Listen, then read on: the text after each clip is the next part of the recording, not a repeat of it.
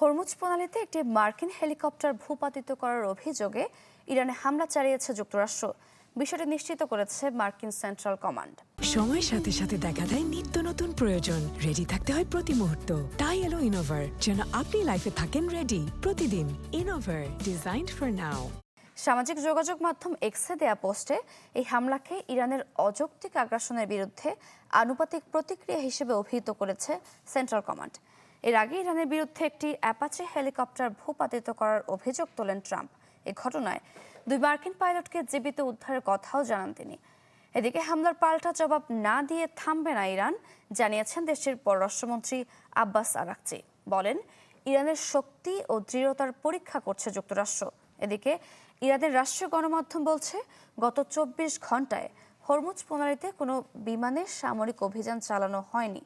গত কয়েক মাস ধরে চলা উত্তেজনার মধ্যে এই ঘটনায় 2 দেশের মধ্যে শান্তি চুক্তি নিয়ে ফের তৈরি হয়েছে জটিলতা।